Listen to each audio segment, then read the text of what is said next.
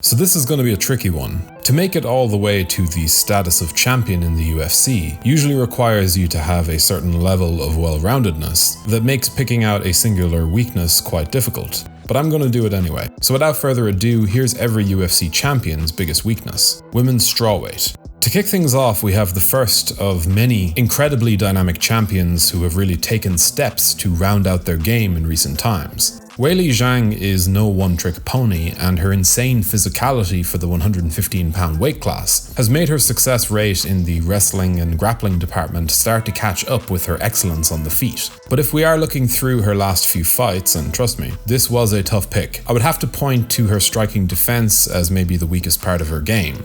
That war with Joanna Jędrzejczyk definitely showed some openings, and yes, she was fighting an insanely technical Muay Thai veteran, but she also got kicked in the head and TKO'd by Rose Namajunas. Of course, it does appear as though she has closed out many of the gaps that were present, but Zhang's skill set is a very tough one to find holes in. Definitely the most well-rounded women's MMA champion we've had in quite some time, alongside Amanda Nunes, of course. Women's flyweight. Alexa Grasso surprised me a lot with her development after finding a new home in her more natural division of 125 pounds. Her striking skills and the improvements she made in the jiu-jitsu department have allowed her to carve out a fighting style that's just a much better fit for the division. She can throw with volume and overwhelm opponents, and when she found her opportunity in there with Valentina Shevchenko, Grasso had the killer instinct to get the takedown and eventually score the sub. I would say that her biggest weakness, although she may have improved on this, is that her bottom game isn't quite at the level of her top game. I've seen her grounded by superior wrestlers in the past and left without the ability to put her skills into play. In earlier fights, it's something that has hurt her when it comes to the classic striker versus wrestler matchup, but only time will tell just how far beyond this she has actually moved. Women's bantamweight. Okay, so we come to the first of the 3 divisions in the UFC right now who have no active champion. If we were looking at Amanda Nunes, we could have maybe pointed at her cardio, which has failed her from time to time,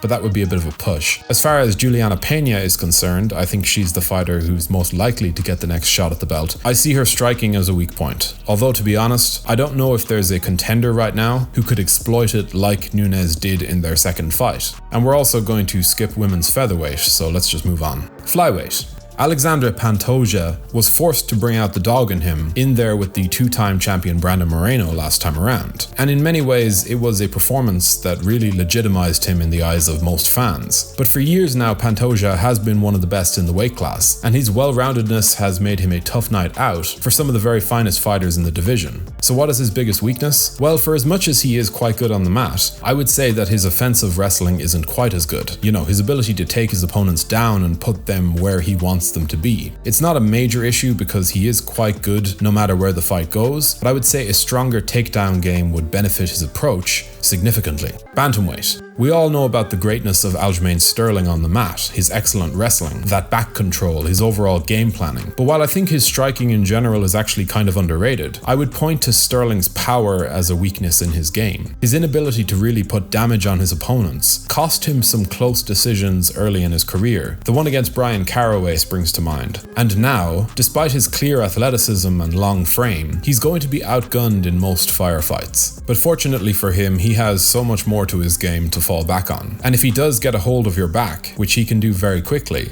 you're in a world of danger, and all of a sudden, that long body type that maybe hinders his delivery of power becomes your worst nightmare. Featherweight. Alexander Volkanovski might just be the most well-rounded fighter in the sport today, and hell, he might even be the most intelligent fighter we have, aside from maybe Jon Jones. But if there's one weakness he has that has gotten him into trouble on a few occasions, it's his chin. It's not that he has a bad chin, and I would also say that his ability to recover is absolutely fantastic, but Holloway dropped him twice. Mendez dropped him. Islam Makhachev looked like he hurt him on at least 2 occasions in that fight. Again, it hasn't been fully exploited just yet, but Volk can be hurt, and if he can be hurt, he can most certainly be finished. It will be interesting to see how he does in a long stretch at lightweight if he does choose to go down that route. On a quick side note, if you want to help MMA Dive as we make our push for 100,000 subscribers, be sure to let us know in the comments below before liking the video and subscribing so you don't miss a single upload. Lightweight. Islam Makhachev is a difficult one, because like many who use that Dagestan heavy wrestling approach, the fear of the takedown has such an impact that it causes openings to appear on the feet that just usually wouldn't be there. And there's nothing about Makhachev's game on the mat that can be called a weakness in comparison to his striking, but his striking is pretty serviceable all things considered. He even had some huge moments of tremendous success against guys who were better strikers than him, Charles Oliveira and Alexander Volkanovski.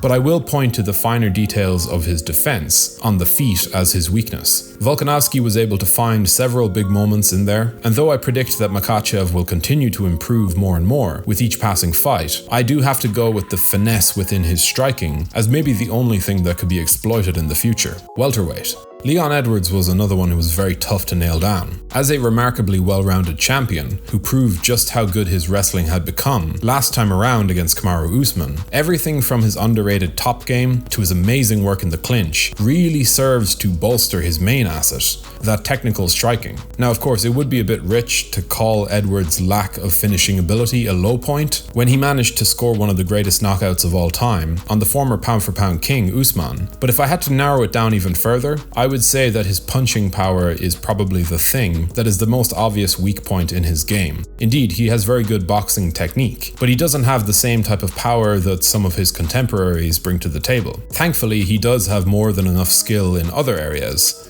to make this a minor concern. Middleweight.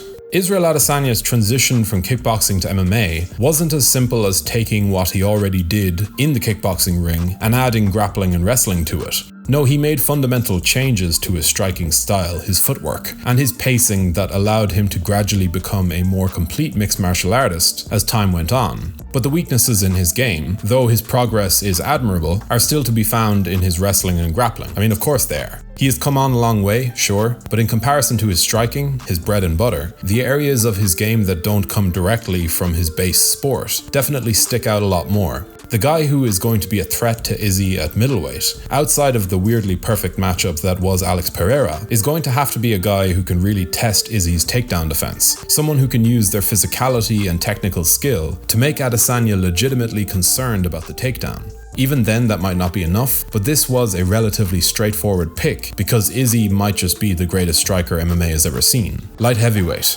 And next we come to the third and final division that the UFC currently doesn't have a champion for. I'll give a mention to Yuri Prochazka as the guy who is most likely to reclaim the belt. You know, the belt he never actually lost. And while of course he is an insanely entertaining talent, his biggest weakness probably comes from just how hittable he is and how reckless he can get under the bright lights. And this is definitely a strength to his game that makes him endearing to the fans, but I do also see it as something that will likely cost him in the future. Heavyweight. Picking out a weakness in a fighter like Jon Jones is always going to be a stretch, because aside from a DQ and a trio of decisions against Alexander Gustafsson, Dominic Reyes and Thiago Santos that were just very competitive fights, the man has rarely found himself in positions of danger. Like, what is the most hurt or rocked you've ever seen Jon Jones? Was it when Santos put some real damage on his legs, or when Gustafsson managed to daze him during their instant classic 5-rounder, or to be honest, it was probably when he broke his toe against Chael Sonnen. But the biggest weakness I can point to with Jones has to be his legs. It's not something that has been fully taken advantage of yet, but looking at everything else in his skill set, you would have to think that a deadly leg kicker would stand a better chance than most of finally ending this long-lasting win streak. Anyway, that'll just about do it for this video. But what fighter weaknesses stand out to you? And do you agree with our picks? Let us know your opinions in the comment section below before liking the video and subscribing to the channel so you don't miss any of our weekly uploads. Thank you for watching.